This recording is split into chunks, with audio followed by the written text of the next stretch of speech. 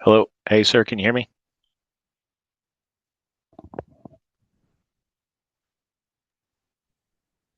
Oh, Excuse me, I am here. Yes. all right. All right. Sorry about not sending out the link. I guess I'm human. Yeah, no worries. Let me kick Uh, on I my, I'll kick on my camera real quick. okay.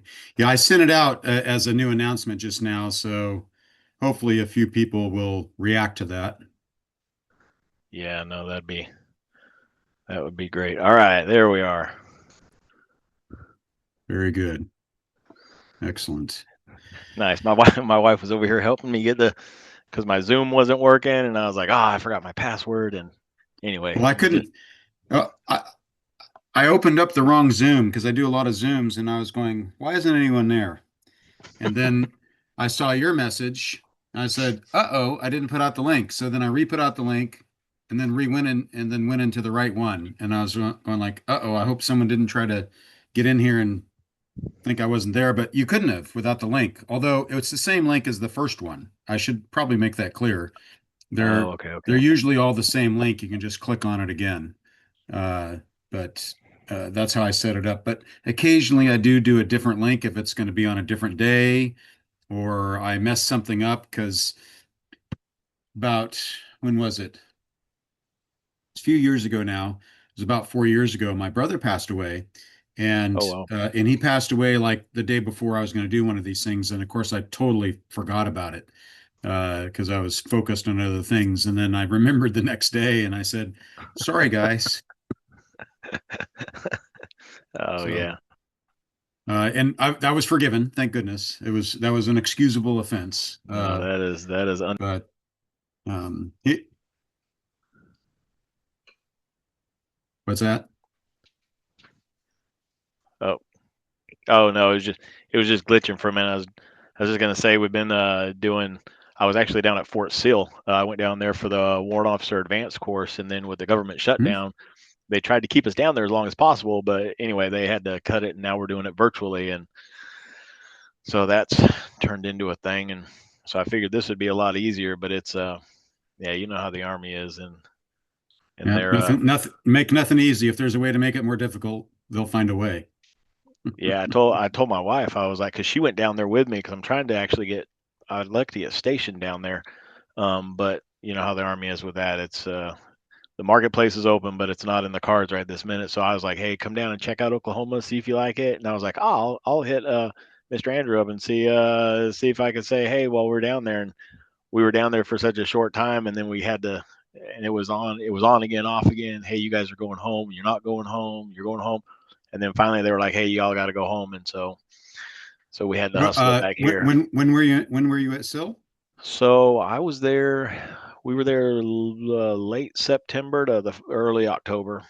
Very good. So yeah, for about a month. We were about there about a month. It was a hectic month, but we were there for about a month with the course, and we were supposed to be there for 3 months. We weren't supposed to graduate till December 12th. Oh, December 18th. Um, And so where are you at normally? Where are I'm you at now? I'm at JBLM right now, up in Washington. Oh, right. Okay, right. Fort Lewis, as I would call it. Right. JBLM. Yep, yep. Right. Yeah, yeah, yeah. Yeah, and it's sad when we left Oklahoma or when we left Lawton, it was 80 degrees and sunny, and then we looked out here and it was 49 and raining. And I was Rainy. like, Yeah. all Well, right, well, typical Mount Rainier weather. yeah, yeah. Uh, a long time ago in a galaxy far, far away, I did my ROTC advance camp at Fort Lewis, Oh, uh, no kidding. 1988, and Oh, it was rainy and cold. It was in the summer, It was like can't remember if I went in June or July, but it was like 6 weeks or whatever it is. I can't remember. yeah. And I just remember raining a lot and always cleaning my stuff and uh, doing some good. Matter of fact, I spent my 21st birthday in the field there, Oh, wow. humping the pig, and you'll know what that means is carrying the M60, right? Oh, yeah, yeah. And I was like, good times. This is a great day to spend my 21st birthday. Yeah, yeah. And We you're, when. go ahead. Oh no, go ahead.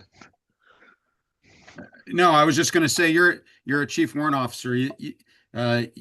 We need you to go and resolve all of that government shutdown stuff. Isn't that in your purview? Can't you guys resolve everything, you warrant officers?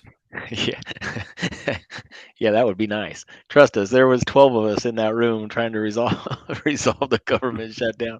And they were finally they I mean, they kept us there as long because they were like, "Oh, I can't go on that long," you know. So we'll kind of we'll because they said anybody TDY has to go back to the duty Mm, station. But if you had PCS, like the initial basic course or something, then they were leaving that alone. But anybody TDY, and we're like 3 months of TDY. Come on, it's you know. So they were like, hey, we'll just keep it going, and they pushed it out as long as they could. And finally, they were like, all right, we have to. The government's telling us we have to send you back home. And but it's funny because I got back to JBLM and there's some guys. Obviously, they're doing exercises through the Pacific all the time, and these guys were getting on a plane to go to Hawaii, and I'm like, wait a second, you're going to Hawaii for a month, but you don't have the money to keep me in school. right. At You Fort know what? Sill. No, no, Yeah, Hawaii is a higher priority. yeah, oh yeah, yeah. Hawaii's always a higher priority for everybody. There's something going on there. We have to go take care of the Chinese are coming. Yeah, that's what it is. Yeah, yeah, exactly.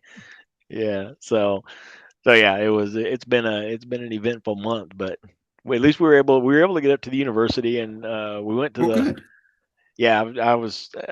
I planned my. They let us pick our PME the time to go, and so I was like, oh, Mm, football season, we're going in September, so we right. had tickets. I had tickets to we went to the Kent State game, and then we Okay. had tickets to the Ole Miss game, the Missouri game coming up, and then the LSU game, and then they sent us home, and I was like, oh man, I was I was not happy, but hey, No, so I but don't blame you. it works out. But we were able to get up to the university and walk around and stuff, so it was pretty. It Well, was nice. yeah, if you do make it back again, do let me know. I can, did you happen to go to Farzani Hall where the College of International Studies is? We did not. We were yeah, we thought we'd have more time, so we were like, oh well, let's just go up and we'll go to the game, and then we'll have Hmm. time to I was like, well, I'll hit Mr. Andrew up and see hey, is can we get together at some point? And then we would Sure. go see other stuff, and then yeah, it was the Well, time I hope you got cut enjoyed short. campus. I mean, it is a beautiful campus, and Yeah. you wouldn't think that you'd find that in the middle of Oklahoma. It could be an Ivy leaguer. You could be like, wow, Yeah. look at all these buildings. They usually do a very nice job on the landscaping. Yeah. And it really is a nice college. I mean, it's known. Most people, when they think of OU, they'll think of the Sooners. They'll think of the football team. Yeah. They might think of the our girls softball team, which is so good. Yep. Uh, and then they forget it is also academic research, the medical facilities, that which are actually in Oklahoma City, are top Okay. rated, and it has a great law school as well. So it is there's only one Oklahoma, as we say here. Of course, there's Oklahoma State up the road in Stillwater, Yeah. but they focus on different things than we do. But Yeah. yeah. Well, Yeah. I'll welcome you, and thanks for your patience, Oh yeah. and No. Zach, thank you for joining me. So I have two military guys tonight, and I'm going to tell you about military things. So I'm not going to be telling you anything that you For guys the don't already record, know. Oklahoma State doesn't count. Zach, Agreed. that's an automatic A for you. I tell you that Uh, right now. That's that great. that is agreed. Well, the going back to football, what the shame of it is that OU and Oklahoma State, they're not on schedule to play each other for forever, for years at least, Yeah, because of the which is SEC move. And I just can't imagine no bedlam going on, between the two. It's terrible. yeah, it is very. I was not happy with the move into the SEC because I lived in Georgia for 20 something years, and all I heard was how great the SEC was, and I just grew to despise the SEC. So when Oklahoma said, "Oh, we're going to the SEC," I'm like, "Come on, why do you have to do that I right mean, now?" we went with Texas, so that was something. But so Yeah, Texas is always always on the schedule, which is good because we need our main rival on there. But yeah. but still, I think it was a mistake. I think we should have stayed in the Big 12. But No, Well, anyways, in agreed. fairness, I think Oklahoma State obviously is headed in the other direction. They're going to be playing UCO next, I think. Yeah. Uh, I think they're going to go down a division because one, they don't have the money to compete at this level, um, which I don't foresee changing because Boone Pickens was the only thing that kept them afloat for a while, Mhm. and then really made them competitive. So, and the way the game is now, I'd be really surprised if they. I mean, they're any good for the next 10, 20 years. So, Yeah. Yeah, they're in rough shape. Yeah, they are. No, it's too bad. And with the what was his name? Mike Gundy just being Yeah. released or just being fired or whatever it was that happened. That didn't seem right. And yeah, it's too bad. Well, I could talk football all night, guys, but I guess I should do my job. As I said, hopefully there'll be others. Actually, it'll be very advantageous for all the students to watch this, since only two of you are live and two of you are military. So I'm going to go through kind of a presentation talking about some of my personal experiences with Desert Shield today and deploying to Desert Shield. So I think both of you have deployed and been to Iraq or Afghanistan or somewhere else. So some of this may resonate with you. You might say, "Oh yeah, I remember those kind of thoughts, those kind of feelings," and that's kind of where this is going to on my personal experiences, and then I'll get into the review for the quiz one. So unfortunately I make you do that, but it's a good thing that I do, and why I hope everybody watches this because in the bonus question, which there's going to be a question about me, about some of my personal experiences. So I don't put those into the main part of the tests, but it's a potential to get a few extra points if you need it. So, guys, do you have any questions before I move on? This is probably going to take a little over an hour to do everything, so I appreciate your patience logging on and dealing with the Zoom link. But any questions up to now before I get started? no, I don't have any questions, and I want to apologize for logging in late. But I'm probably gonna have to punch out early before you're done because I got to pick up my daughter from church, and it's When do you that got to kind of go? thing. What time is it right now? It's Probably like 8:20. 15, 20 minutes. But I just want to log in. I was here. I don't know why I was logged in late, so I apologize. Just wasn't tracking it. Well, it's not your fault. I didn't even put the Zoom link out so until 8:01. So just come back and watch the quiz review. I'll probably have this recording posted tomorrow. Okay, sounds good. Thanks. All right. And if you guys have any questions, so what I'm going to do is I'm going to share my screen. Uh, that's not what I want to show you. Here we go. So can you see my screen okay? Yeah. Okay. So I'm going to go to screen show and let's just make sure. Okay, you should still be able to see it. And so what I'm going to do is I'm going to talk just a little bit about some of my personal experiences from basically from being notified about Desert Shield well, actually before that, and what was going on in the world, and this would be, of course, in the summer of 1990, and then orders for deployment. And I'm going to share some photographs that I took back then. So, in case you guys didn't know, on these slides, and you're seeing them now, you're in the third week of the course. The picture on the left here, of course, that's an M1 tank, M1A1 tank that came from Germany. That's my commander's tank usually, or one of the platoon leaders who were in formation with, so to speak.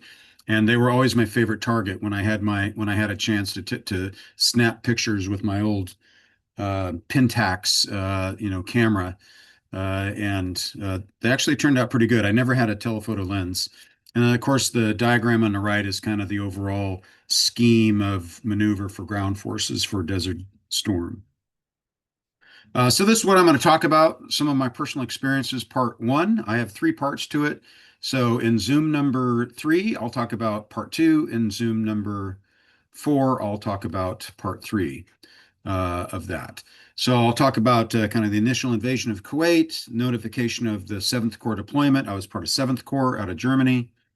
What I call deployment day trepidations, arriving to Saudi Arabia, into the desert, life in the desert, support from home, photos from Desert Shield. So when Iraq invaded Kuwait, which was on August 2nd, local time, 1990, I was actually training. I was at, both of you, I would guess, Andrew and Zach, you guys have been to Grafenwehr, I would assume, at some point in your career there in Germany. That's where I was at doing a gunnery. It was one of these things. As a young artillery officer, I was a forward observer at the time. So we're sitting up on some observation point, calling in fires into the impact area. And somewhere over a radio call, we get the message, "Hey, Iraq has invaded Kuwait," and all of us just kind of went like, "Oh, okay, cool. That doesn't affect us." And we carried on with our training at that point. A few days into it, as you know, when the president announced on August 7th that we would do something, it was going to be called Desert Shield. We still weren't part of that equation. It was all about, sending some of the rapid deployment forces to Saudi Arabia, like 82nd, 101st, 24th Mech, units like this out of 18th Airborne Corps to defend Saudi Arabia, and that was it. I just draw your attention for a moment to this picture on kind of the upper right here, U.S. Army Training Area Grafenwehr. That's an old picture. I think it's from the 50s or 60s, and I just thought it was cool. I found it. So nice historic picture there. Uh, this was kind of interesting. We got on November 7th, which was the day before that we got our official notification that 7th Corps would deploy. Just the day before, it was so funny. We had just gotten word down from the Corps to our regimental headquarters for 2nd Armored Cavalry Regiment, which was in Merrill Barracks, Nuremberg, and then to our squadron and chain of command, as you know, on down. We're not going. It's not going to happen. And then the next day on television, we see on AFN that President Bush and Secretary say, "You're going." I mean, they don't say that precisely, but in this video, in these videos that you see here, you can watch the president make the announcement, and then Secretary of Defense Dick Cheney at that time, who, by the way, as you all know, just passed away, rest in peace. They did the announcement on precisely which units would deploy. So that's what this slide here is about. So in between that time, in early August, from the invasion to the Iraqi invasion of Kuwait until the notification of 7th Corps, we hadn't been too concerned about it, as I mentioned. But I think maybe it's coming up in a slide here, but it was kind of interesting. Our regimental commander at the time, Leonard Holder, some of you may know that name. He retired as a 3-star general. And I remember him doing an inspection in our barracks. It didn't happen very often, but we were wearing our Class A's, our greens at that time. And he was asking some of my troops, knowing they were forward observers, going, "How can you tell distances in a desert?" And so that was kind of my first indication that somebody was thinking about deploying to the desert and hadn't really gotten to slowly lieutenants and regular troopers yet. But when they made that announcement on November 8th, we knew probably that we were going to go to war, whatever that meant. We didn't really know what that meant at that time. Most of these soldiers never been to war. There were some old Vietnam veterans at that time, not too many, but there were still some, and they certainly got a little bit excited about this, knowing what it basically meant. But the big point here is you don't send 7th Corps, which is this huge armored corps, essentially was responsible for southern Germany. 5th Corps was responsible for northern Germany, and by Germany, I mean West Germany, of course, at this point. Fulda Gap was 5th Corps' responsibility, 11th Armored Cavalry Regiment, worrying about the Soviet masses coming through that area. And 2nd ACR, we had been down in southern Germany as the covering force, the recon, the scouts for 7th Corps. We had covered the so-called Hof Corridor, which was a southern approach into the southern part of Germany that we were concerned about the Soviets might do if they decided to invade West Germany conventionally. And so the point here in this first bullet is you don't just send 7th Corps for fun to defend Saudi Arabia. Very capable armored forces, which are perfect for offensive operations. So we had a pretty good idea We think it's more than just defending Saudi Arabia. This was a force to go on the offensive. Some of my initial feelings about this, and remember, I was a young guy at the time. I was 20. How old was I? This was 1990, so I was 23 years old.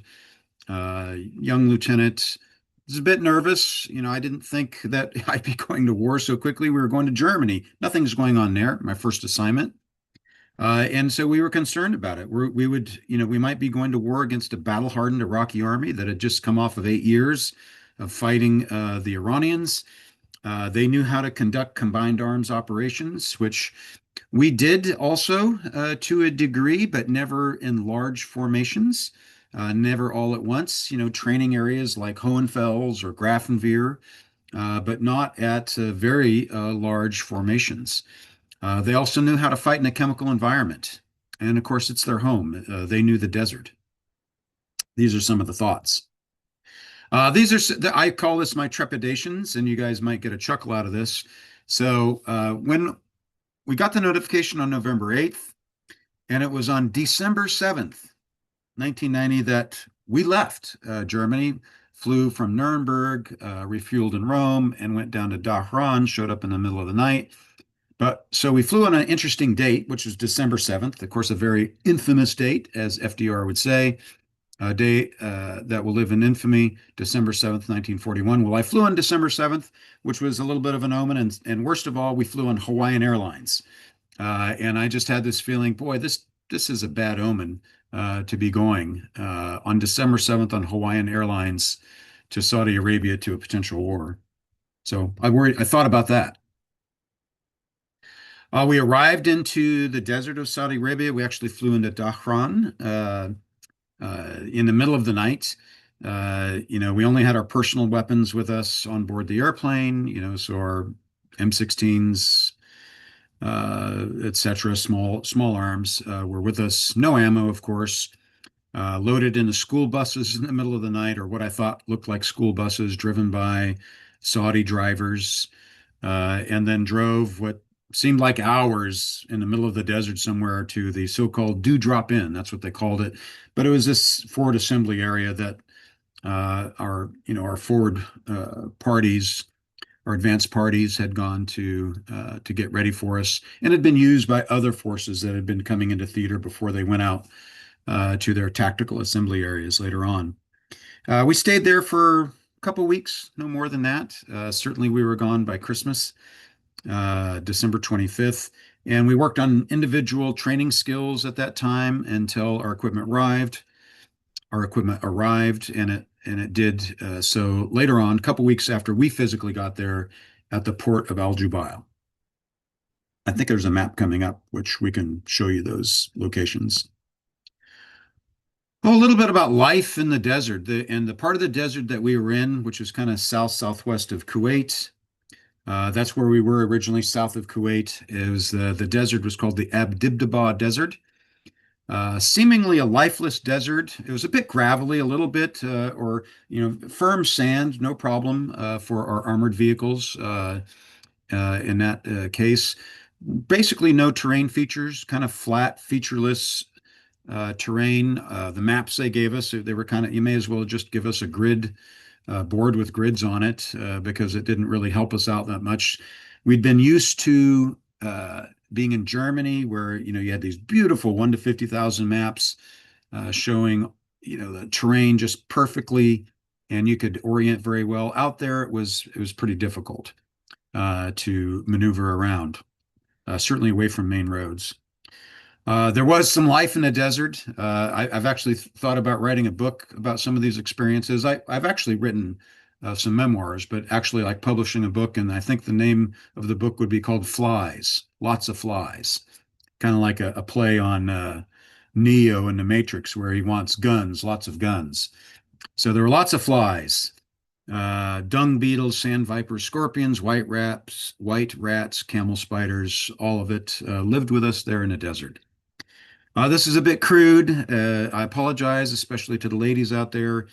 I remember piss tubes, essentially, 4 or 5 inch PVC pipe put into the ground for men to be able to take care of number one, as well as, you can take care of number two different ways, but I remember those being in our perimeters.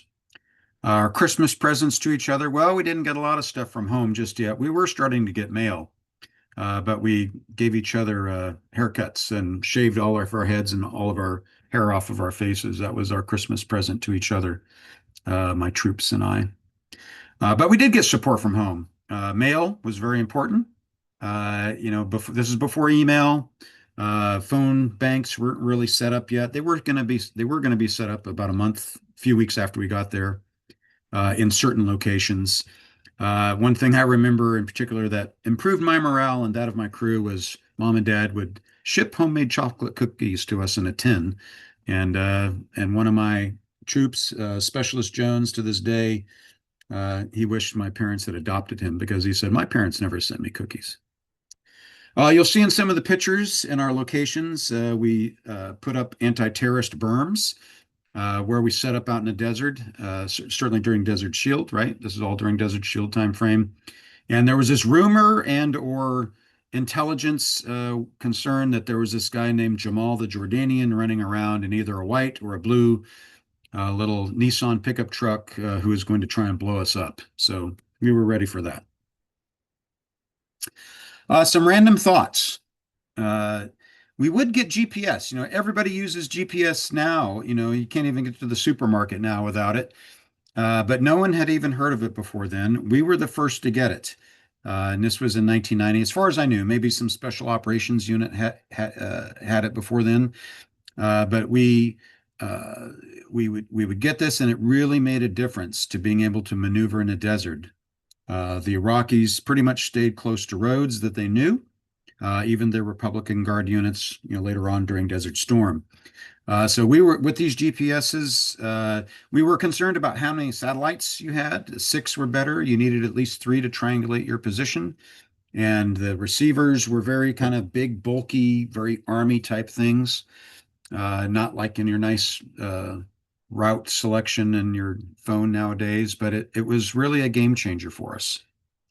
Rain, you couldn't believe it. We got lots of rain out there. Matter of fact, if you look at the weather records for Southwest Asia and Saudi Arabia, Iraq and Kuwait in the December, January, February timeframe, even into March, it was the wettest that they'd ever had up to that point. So lots of rain. Let's see. I think I'll get the G day -3 and counting. So what does that mean? So G day is the day that the ground war started, right? February 24th, 1991. And I just mentioned that because the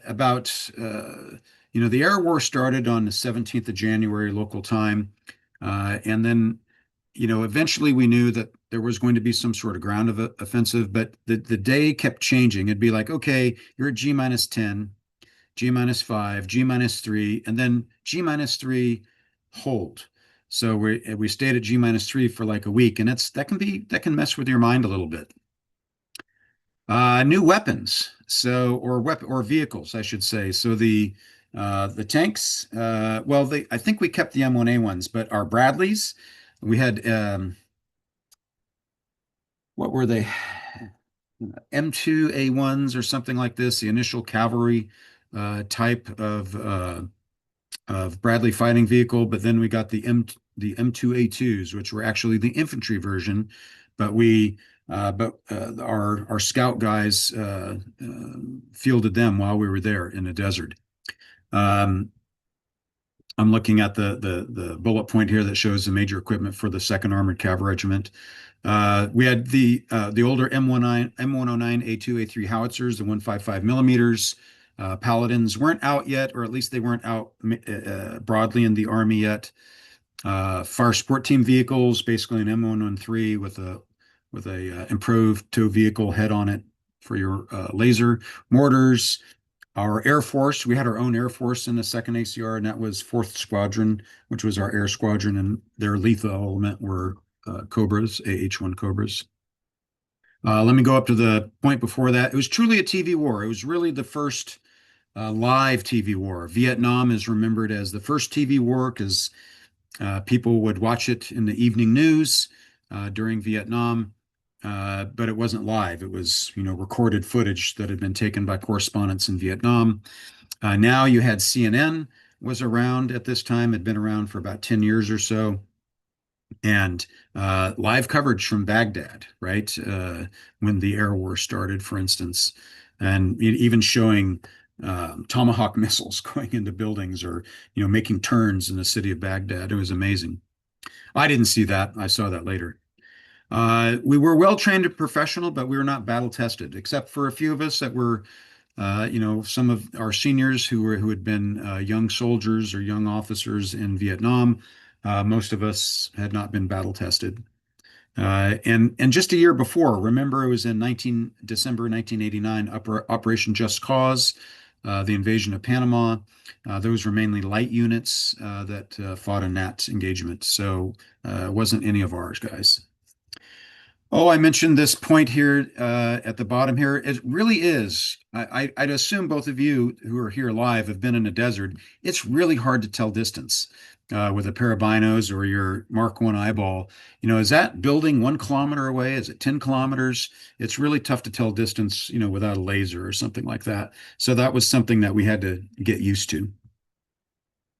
This all soldiering type of stuff I'm mentioning here, not really academic, but I figured that you all would enjoy that.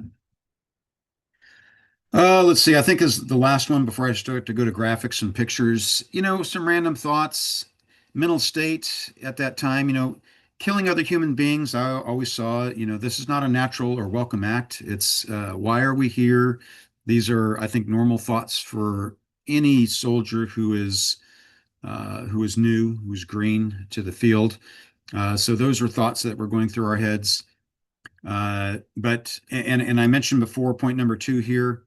As we approached Ground Day on February 24th, emotions would run high and then, go back down. Here we go. We're about to go. We get psyched up to do this operation. Then, nope, stand down, not going for a few days. And that can mess with you mentally.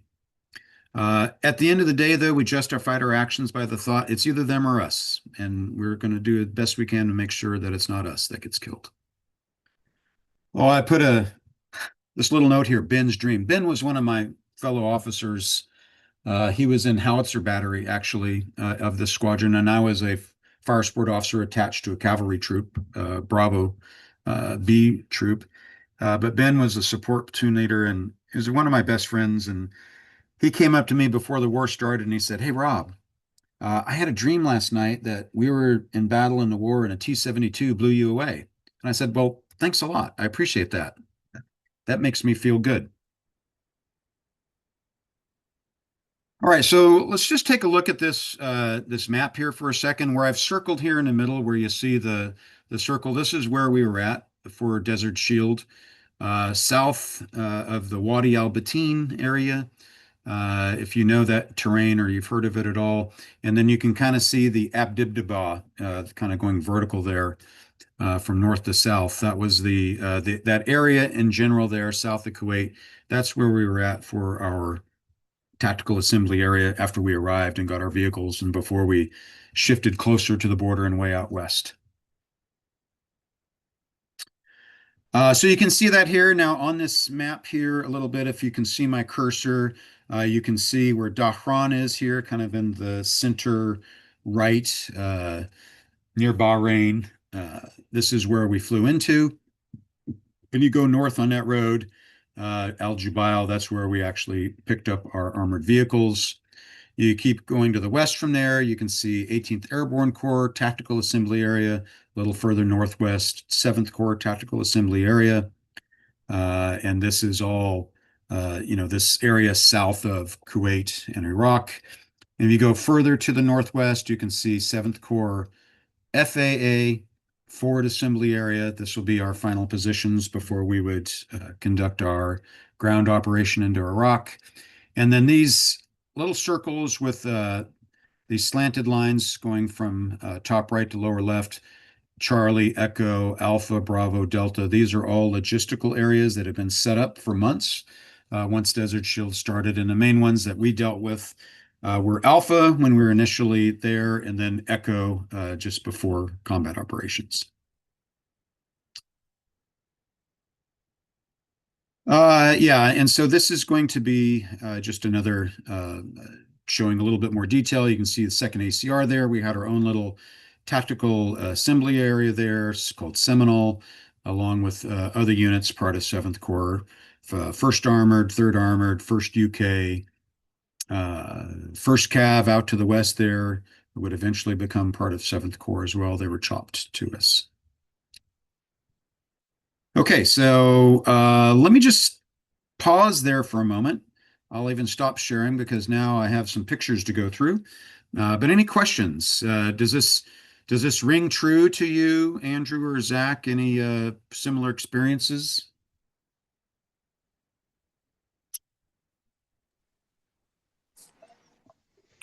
Not for me. I was always on a ship in the Gulf, so my experiences are very different. Very. Sorry about that. No, it's okay. And Andrew? We did experience the occasional sandstorm, but other than that, it was. Oh yes, the Shamals. Yes, they were terrible. Yeah, we would. So I went to Afghanistan twice. I never went to Iraq, but yeah, the assembly areas, like we'd fly into Bagram before we went out um, to our forward operating post. And well, so you had your FOBs, the big forward Yeah, operating bases, and then we had a combat outpost that we ended up getting stuck in. yeah, Um, and that, for us, obviously, same. It's a little more exciting because there, there's there's more things going on. I was infantry at the time, so I was infantry for both of my deployments. Um, yeah. so yeah, that's where we operate out of. But yeah, a lot of the stuff that you were saying, yeah, definitely rain true. Even in Afghanistan, the weather would come in, and it wasn't so much the sandstorms, but the rain. And then I was at Fort. Snow. Oh yeah, my first we were at Cop Rock, which was up in the mountains. I think we started about 7,000 feet is where Cop Rock's at. And coming from Fort Drum, when we flew in, we left Fort Drum and it was snowing. And when we landed in Zarak, it started snowing like 2 days later. But we'd had that same buffer. It was we had like a week and a half when we hit Bagram, and then they airlifted us out to the Cop. But yeah, we landed. First mission that we did, we were in, knee deep snow and having to cross. Every time we left the base, there was a wadi that we had to cross, and the water was like ankle to knee deep, and then you'd hit the snow going back up, and it was not a good time. But yeah, a lot of the a Yeah, lot of the well, same. we didn't have to deal with that terrain, and the rain was welcome actually, because we figured Saudi Arabia hot, and it is hot. It's one of the Oh yeah, I hottest bet. places on earth in the summer. It really starts getting hot in April. But the time we were there, December through say March for combat operations, for that it was pretty decent. Matter of fact, we were worried that we'd have to fight in mop gear, right? Oh yeah.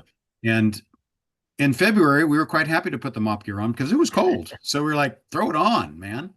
But I was certainly glad that we didn't have to do that in, say, July or August. But Oh yeah, we did land in Kuwait. We landed my second tour. We went through Kuwait, and yeah, we landed at like 2 in the morning and got off the plane, and it was like 110 degrees. yeah, I thought, terrible. what is going on in this place? It was out of control. But But yeah, by the so by the time we left, and we left from Saudi Arabia once everything was over, we left in late April of '91, and it was very hot by the time we left. I don't think it was 100 yet, but it was approaching 100, and it was very uncomfortable. Well, yeah, let I bet. me let me show you some pictures, and then I'll get to our quiz review here. And so let me share my screen again. And there we are. That was the last map that we looked at. Okay. Okay. So, general purpose medium tent, there's our guidon for our unit. And we deployed with our organic units like howitzer battery, first cat, or Alpha Troop, Bravo Troop, Charlie Troop, Delta Company, Tank Company, Howitzer Battery, things like this. So those are some of the fellows in Howitzer Battery there. We really don't have a lot of our equipment yet. We have our personal weapons, Oh, you take pictures of your buddies. This is one of my good buddies, Neil Green. He actually ended up going to Afghanistan and Second Iraq a few times. Uh, uh, just I like this picture because you can see here, we're stockpiling up on water and MREs, and and then various things over here. You can see a M60 machine gun. So we have some of our stuff.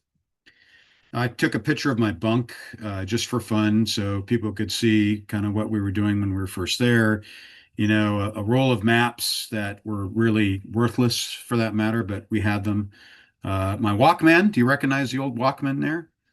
And some notes that looks like there's a National Geographic right there. So that's pretty cool. I brought that, I guess.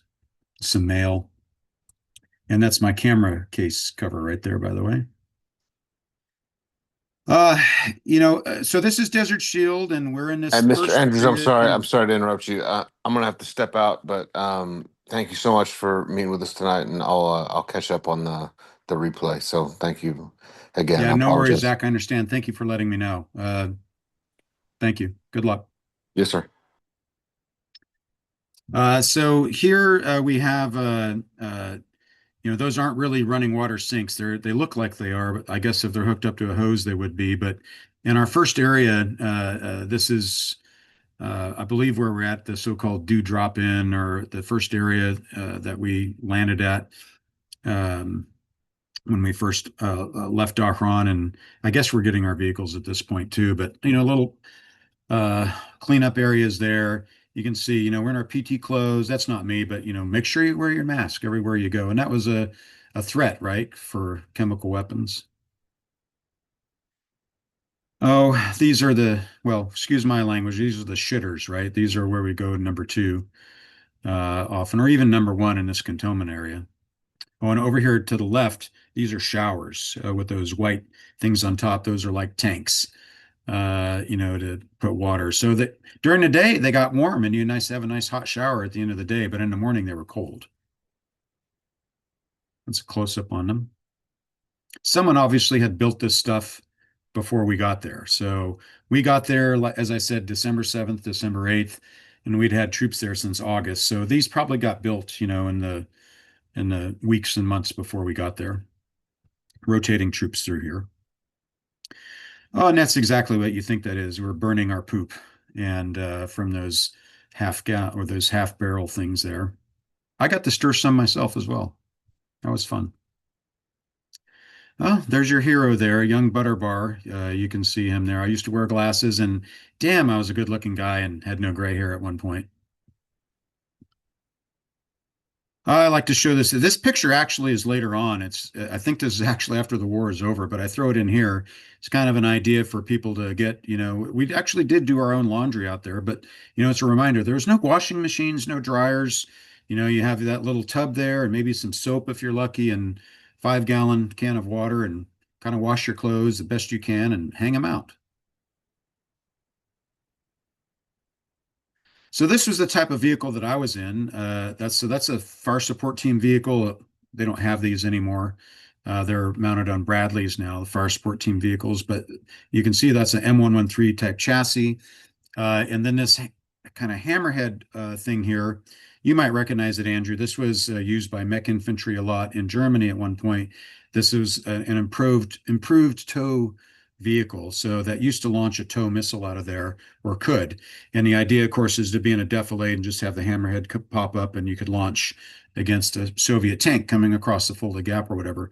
Well, to make it a fire support team vehicle, they took the tow missiles out of there and put in a GLID, a laser designator for, to designate a target for a precision munition like Copperhead for artillery, or air munitions, or just to get a more exact grid coordinate for a fire mission. Up front here, of course, that's where an M60 machine gun would go for self-defense.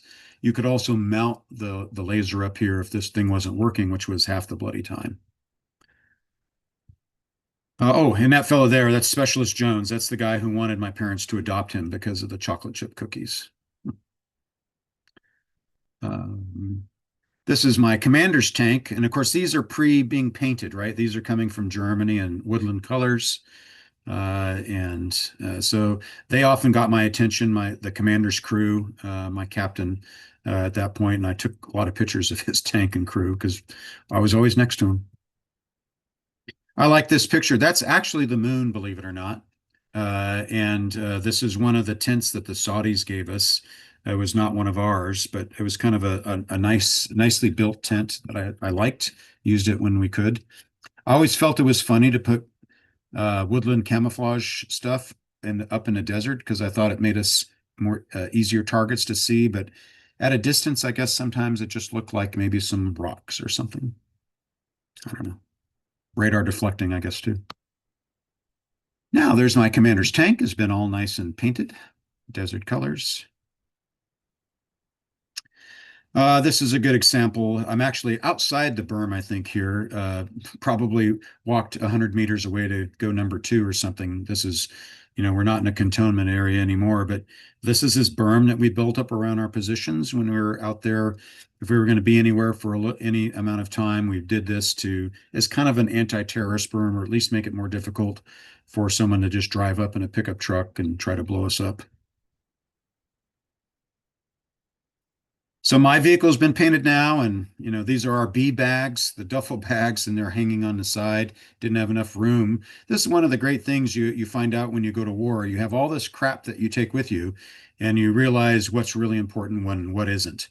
And we held on to our stuff, but anything that wasn't that important, we just threw on the outside, kept it with us, and then all the important stuff was inside. Of course, all of our stuff got pretty muddy, and that's mud, and that's from wet sand and mud.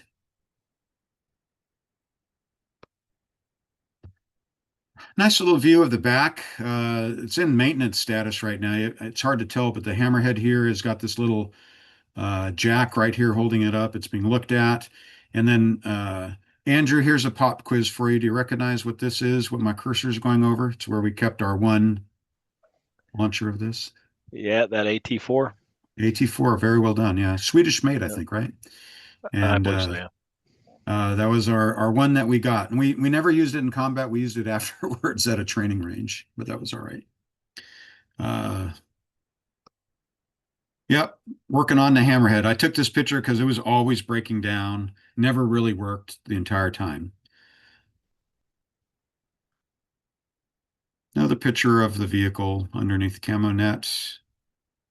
M60 machine gun mounted in this configuration up front. As I said, when the hammerhead didn't work often, I would put the laser designator up here to laze stuff. Because we always figured if I need to shoot my M60 machine gun, something's wrong because I'm around all these tanks and Bradleys. It means we're in bad shape. Oh, there's my Rambo moment, trying to carry all of my equipment at once with the M60 and a radio on my back and binos. That was being a little bit silly, but that's what you do when you're bored. This is an unusual sight to see, and this is actually good to see. So these are all of the first squadron, the squadron's assets of our fire support team vehicles. These are, the forward observers. They can call in artillery. Very distinctive on the battlefield, seeing, we typically had 4, antennas up. So we're easier to spot and usually one of the first targets to go out by the enemy because they see all the antennas. It's either a command and control vehicle or an artillery vehicle. And let's get rid of that thing. But we're here. This is before the war, and we're doing a live fire exercise out in the middle of the desert all together. You may not, this is a GP small that we had for our own little track there. The 4 of us could fit in there, and you can see the cots kind of sitting in there. But I took this picture because you can see the mud and just how wet it is because of the rains. People wouldn't believe me that it rained there, and boy, it rained like crazy in the winter. This is a stage shot. This is 2 of my guys. This was my NCO, Staff Sergeant Dobson, and Specialist McClung. Here's my driver. Great guys, all of them. And I lost contact with him, but I know McClung went to the Iraq War, the second Iraq War as well. My commander's tank. I like to point out here to those, especially those who are not military and listening and watching this, You see here your M1A1 tank, and I'll just describe briefly the weapon systems. This is a 120 millimeter smooth bore cannon. This can fire basically two types of rounds: a high explosive anti-tank, a heat round, or a sabot round, or what we call a super sabot round, depleted uranium flechette. It's more of a tank killer. The heat round is more for lighter armored vehicles, or infantry fighting vehicles like BMPs or trucks. Right next to it, to the right, is what they call a coaxial machine gun, which is basically sighted the same as the main gun. So wherever the main gun is pointed at, this is a 7.62 machine gun. It's pointed in the same direction, mainly used for use against infantry.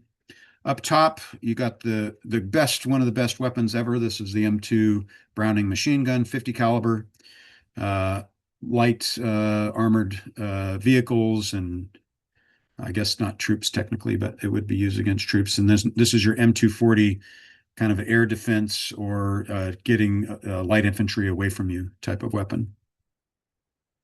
Did I get all that right, Andrew? I'm a little bit dated on this stuff, but I think I got it right. Oh yeah, that's all right. Yeah. So just I didn't have a lot of pictures of Humvees. We all know what they look like. This was my squadron fire support officer, a captain, coming to visit, and he was a good fellow. One of the other team's fire support team vehicles. That's me playing Rambo again. That's my driver thinking we're all tough. Oh, nice little Easter egg here in the lower left. That's one of our howitzers, M109 A2A3. Looks like he's got that up too, so we're probably doing some live fire out here. This is my pal Neil, he was one of the other Cav Troop fire support officers. There's me. You can see that these are our Christmas presents. We shaved our heads for each other. These two are, well, there's me. These two are on my team, as is this fellow. And then these other guys are on his team right there. Another configuration when we were moving quite a bit, especially when we made our big move out to the west, when we were south of Kuwait and then we moved way out west. We didn't set up tents because we normally didn't stay anywhere too long. We would just set up a nice little tarp over at night or whenever we slept, set up our cots, and we could break this down within minutes very quickly and throw it in and get on the move. So that's why I took a picture of this. Oh, so up to this point, we're all in our, woodland BDUs. And matter of fact, I think this picture is actually from after the war, because we finally got our desert camouflage stuff after the war was done. And we didn't wear it inside the armored vehicles. Of course, we wore some, a coverall. Oh, why can't I think of the name of it? Anyways, it's supposed to be flame retardant. And yep, this little dog we adapted. The wild dog, or not wild, but someone had, lost him. You can see a tank off there in the distance. That guy's probably going to take a number 2 somewhere.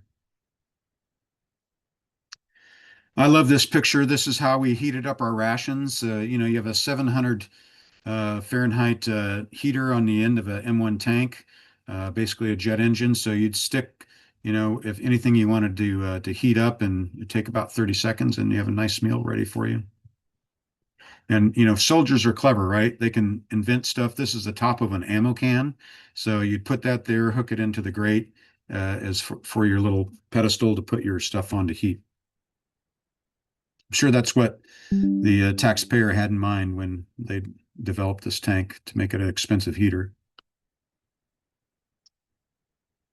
Another picture of my guys and my track. So before the war started, we would get very bored and we would do weird things like try to take pictures of each other without any clothes on. And well, soldiers are soldiers. And this is my commander, actually, and I never quite got him. I only got him in his skivvies once. And you can see these are part of his crew guys in the back, and they're laughing. And because they had been in on it, I was trying to get him, and then he just poses for me there. It's a lighthearted shot. He went on, he was in the Second War as well as a battalion commander. I lost track. I've lost contact with him, but I read about him in a book called Cobra 2. You might have heard of that book. And he was talked about there as one of the battalion commanders in Second Iraq. That's his tank, all ready to go. I think this might actually be afterwards, but having fun with one of the guys. And I think this might be the last picture. And then I'll get into the review here. But I like to show this picture here because of this orange panel that I have on top of the hammerhead. And this is a low-tech IFF type of device, identification friend or foe, particularly for the air, right?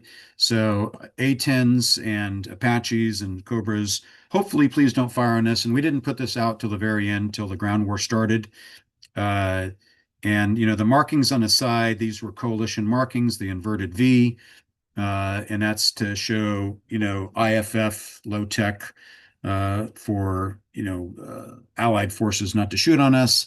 And this was for our air forces to see us and, hopefully not shoot on us either, the nice orange panels. So that's all I got on that. Any questions, Andrew? I've made you wait here for the quiz review, but hopefully that took a little trip down memory lane for you a little bit as well. Yeah, no, that was cool to see. Especially see the pictures and stuff. Yeah, it takes you a little bit trip down memory lane, but yeah, no, that was cool to see it. Because you hear about it on the like from the news or from newspaper clippings or internet clippings, but to like see it from somebody that's been there, that's really cool. No, that's cool to Makes a see. difference. And that's just part one. I have two more slide decks of pictures coming, and so hopefully you'll take a look at those as well. So, Oh yeah. well, let me go. I'm not going to share my screen because I'm going to be looking at the quiz, but I'll go ahead and get into a quiz review. So it'll probably take me about 15 minutes or so to do this. And then if you have any questions or clarifications, just let me know. So let me pull that up. So first thing I'll do is I'll read the instructions. So this is your midterm quiz. There's only two quizzes in the course, a midterm and a final quiz. Full disclosure, I haven't finished writing the final quiz yet, but I'm working on it. But the midterm quiz is ready to go. So that is ready. Most of your answers in this quiz will be in the form of short written responses with a few multiple choice. The questions are generated from the readings and lecture slides for weeks 1 through 4. I know right now, as I'm doing this review, we're in week 3, in the middle of it. So it'll include this week, which I believe is the Iraqi invasion of Kuwait that we're discussing, and next week, which is Desert Shield. So it'll be week 1, Vietnam, week 2, Iran-Iraq War, week 3, the Iraqi invasion of Kuwait, week 3, and then week 4, Desert Shield. So that's what the midterm quiz is going to cover. And it will take place the weekend of the 15th and 16th of November. So not this coming weekend, but next weekend. So at the end of week 4, right? It's open book quiz, open canvas. Use your notes, review the recording from tonight, of course, the readings, class lecture slides. On your own honor, I would ask that you not use Google search engines, AI to look up answers. Probably wouldn't help you in most cases anyways, but please don't use it. This is on your honor and according to my policy. If you violate this, you're cheating and you're just cheating yourself. And if you pay attention to these reviews and you've done the work in the course, it's not a difficult test. There are 20 primary questions. There is a bonus question at the end as well. However, if you already got 20 out of 20 questions answered properly, I will not give you extra credit. However, if you answered a question incorrectly and answer the bonus correctly, I will raise your score appropriately. You'll have 2.5 hours to do this, more than enough time, probably an hour and a half more than you need. But I give you plenty of time to do this and worth 100 points. And as I said, it will open up for the weekend of the 15th and 16th. So it'll open up actually Friday night, the 14th at midnight, and it will close Sunday night at midnight on the 16th. So once you start, you'll have 2.5 hours to do it. Okay. I'm just going to come back to you for a moment Andrew, since you're the only one here. Any questions on the instructions? Clear? Clear as mud?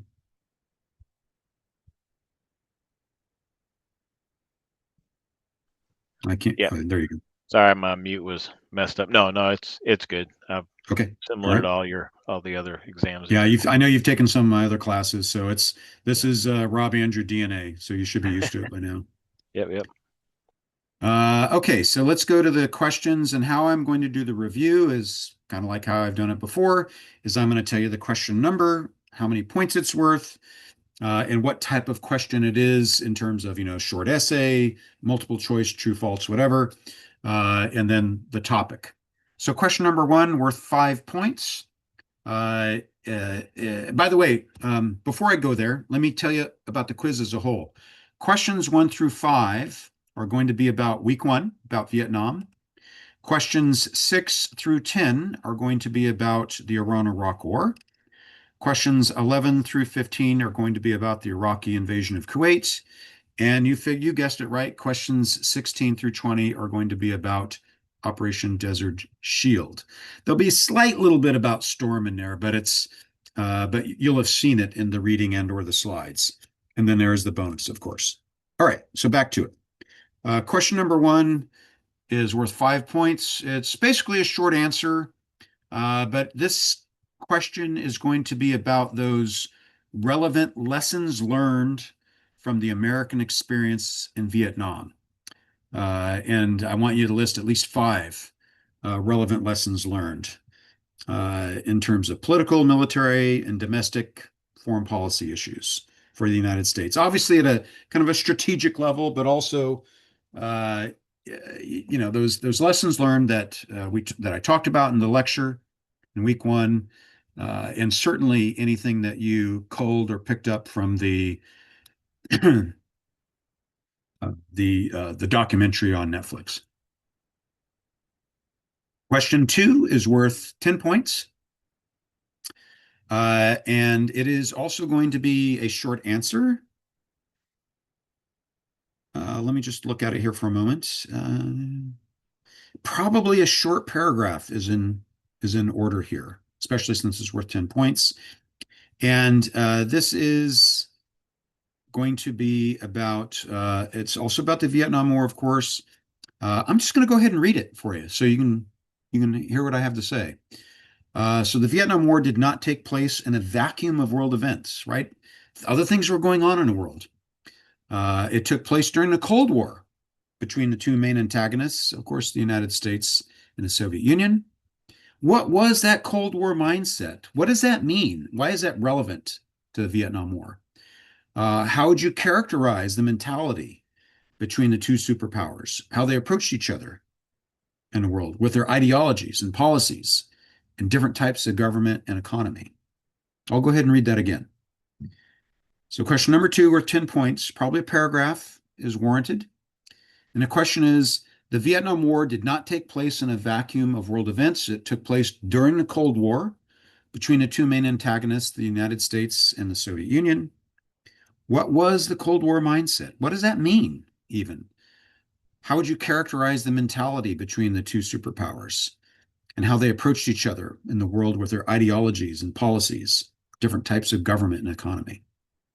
Okay. Question number 3, worth 5 points. It is a multiple choice, the first of your multiple choice questions. And it is going to be about, it's kind of almost a fill in the blank, but you'll have 4 choices in the multiple choice and you have to choose the correct answer. And it's going to be about, Vietnam, the American experience there. And I will tell you that I pulled this question from the Netflix program, the series Turning Point, the Vietnam War. And there's a quote there about how the U.S. has lost its image. And then you need to complete that quote. So, yeah, might be able to figure it out on your own if you didn't watch that series. But if you watch the series, I'm pretty certain that you'll be able to get it. Okay. Question number 4, worth 5 points. Still about Vietnam, of course. And this I'm asking you to explain what the term credibility gap means in the context of the American experience in Vietnam. Credibility gap. Okay. Credibility gap. Question number 5, worth 5 points. Short answer. Probably a short paragraph, 2 or 3 sentences would be appropriate response. This also refers to the Netflix series, but we're talking about a particular term here in and a document, in fact, known informally as the Pentagon Papers. There's a more formal name. You don't need to worry about that, but the Pentagon Papers. And what does that term mean? What is it about? Why is it important to understand when thinking about the relationship between the U.S. government and the American people regarding the Vietnam War? Okay, the Pentagon Papers. All right, let me pause there briefly. Any questions on the first 5? Pretty straightforward, I think. Yeah, no, I'm good on those, sir. Tracking. Okay, good. All right, question number 6 is the first of the Iran-Iraq War questions. Question 6 is worth 2 points, multiple choice, and it's going to be about what the Iraqis call, what they named the Iran-Iraq War. You know, an Iran-Iraq War, of course, took place between 1980 to 88. Almost exactly 8 years long. It's what they call their name for the Iran-Iraq War. Okay, question number 7, also worth 2 points, also multiple choice. And this is going to do with that key piece of our terrain or waterway that was part of that that reason for going to war between Iraq and Iran. Okay, should be pretty clear. It's a body of water.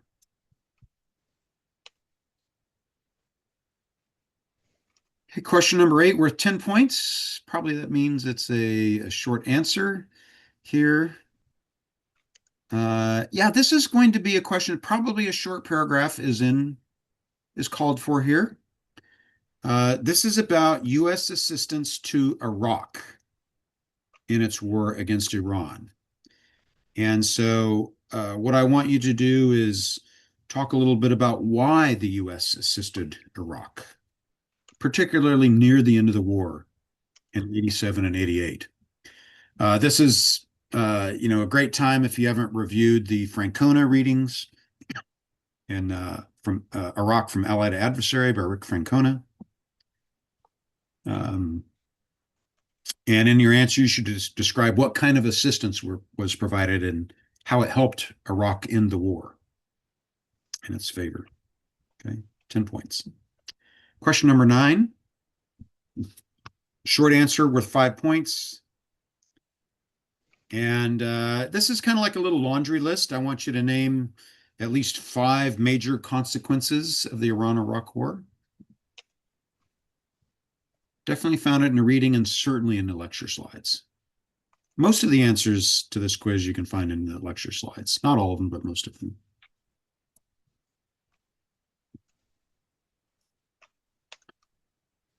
Okay, carrying on. The last of the Iraq War questions, number 10, worth only 1 point, has to do with the UN Security Council resolution that dealt with Iran and Iraq that led to the ceasefire. Okay. All right. Again, I'm going to pause briefly. Any questions on questions 6 through 10? Very clear. Okay, good. Thank you. Question number 11 is going to be the first ones of the Iraqi invasion of Kuwait. Question number 11, worth 1 point, is a true-false question. Well, and it's about the invasion. That's all I can say. You should be able to get it. Pretty easy one. Question number 12, worth 9 points. It's a strange number of points, probably because I want you to talk about three things usually. And this has to do, and it's a short answer. You could probably do three bullets or a short paragraph.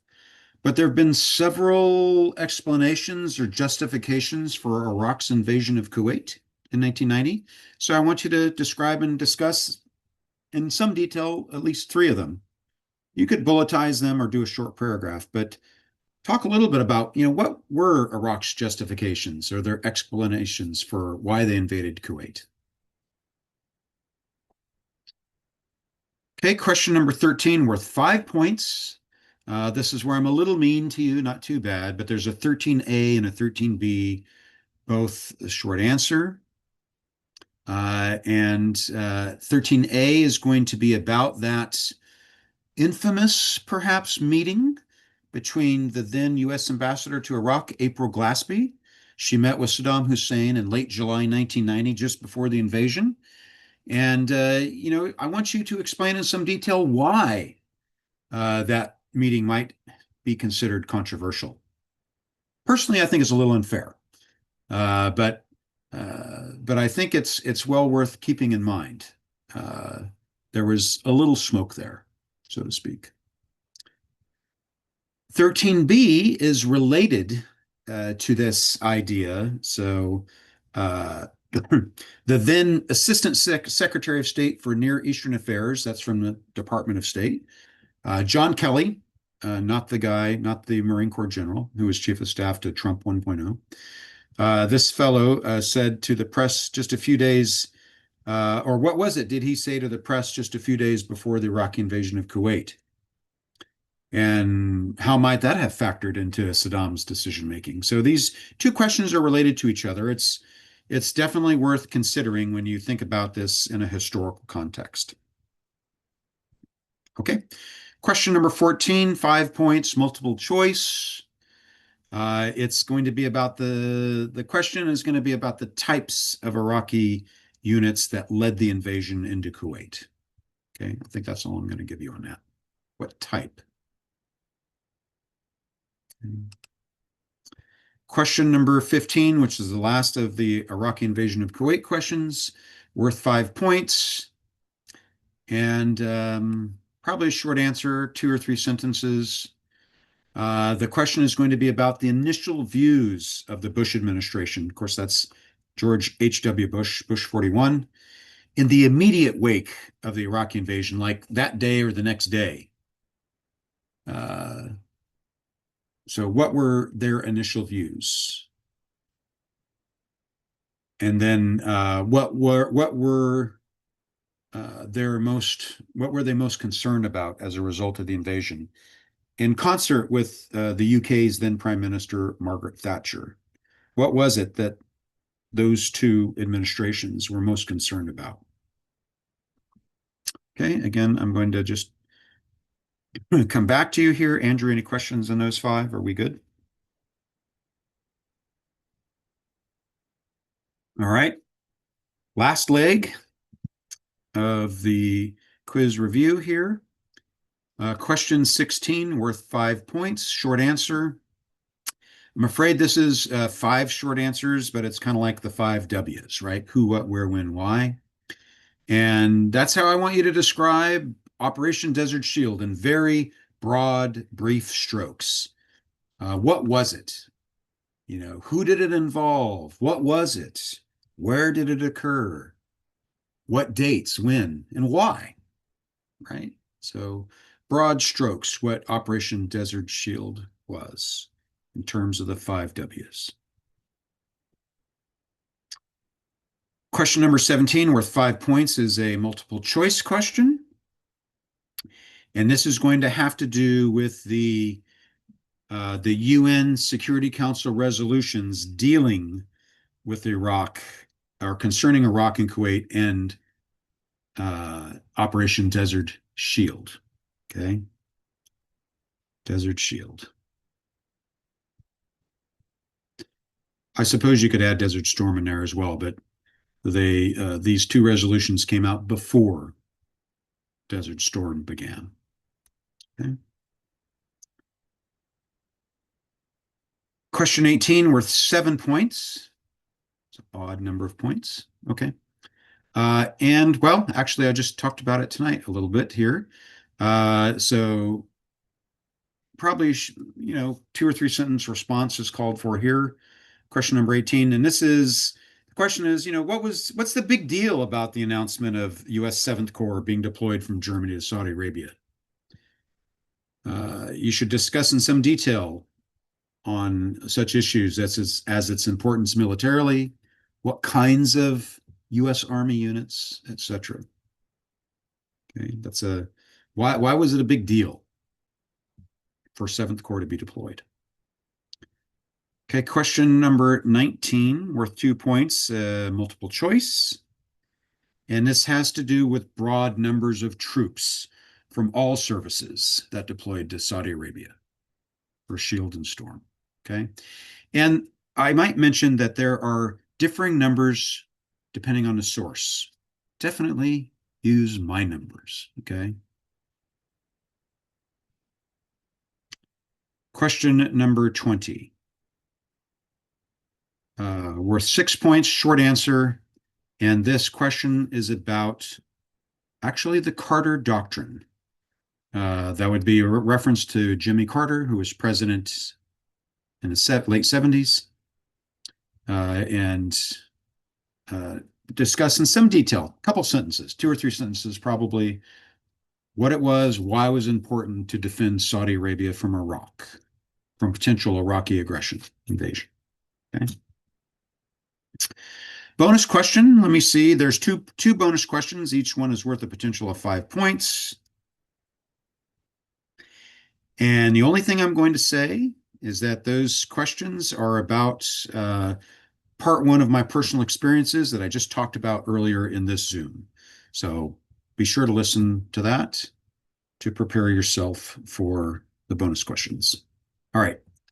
That's all I got for you. So I know that you're the only one here, Andrew. So you get the only opportunity to ask any other clarification questions or questions on the quiz.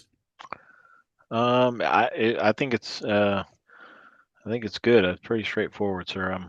I don't have any questions or anything. I think I'm in good shape. Good. I feel comfortable with it. So no, I appreciate your time, especially the part before this talking about the invasion and everything. That was really cool. Oh, I appreciate that. Thank you for that feedback. And well, I love talking to veterans of all services and all conflicts. And uh, darn it, I'm just sorry that people had to go back to Iraq a second time. And Yeah. I'll tell you, there was a fair amount of guilt felt by me, and I think a lot of others who felt maybe we just didn't get our job done. And I talk about that a little bit later. And I know that's it's nothing that bothers me too much now, but when 2003 happened, I've really felt uncomfortable about that because I was like, here we are again with young guys going into battle in the Middle East, and why is that? And I had a lot of personal issues with that at the time. I'm still not too particularly pleased about it for various reasons. But a lot of good people made good arguments either way on that. So I saw from all points of view on that and appreciated them. But yeah, so that's all I got for you, Andrew. So if there's no other questions for tonight's session, again, I should forewarn everybody who's listening to this. So this session and the third Zoom and the fourth Zoom are probably all going to be right about 90 minutes where we're at right now. So just kind of a forewarning in your planning purposes. So I think I did put that out in the announcement, but and I will do better for the Zoom link next time. Yeah, no worries. No, I appreciate it, sir. It was a good night. All right. Well, take care of things up there in the Northwest, and good luck on the quiz. If anybody has any quick questions, you can shoot me an email. Clarification, I'm happy to try to address that in an announcement. I'll send it to everybody. And hopefully I'll see you at the next Zoom. So see you then. Thanks, Andrew. Have a All good right. night. Will do. Thanks. Have a good night, sir. All right.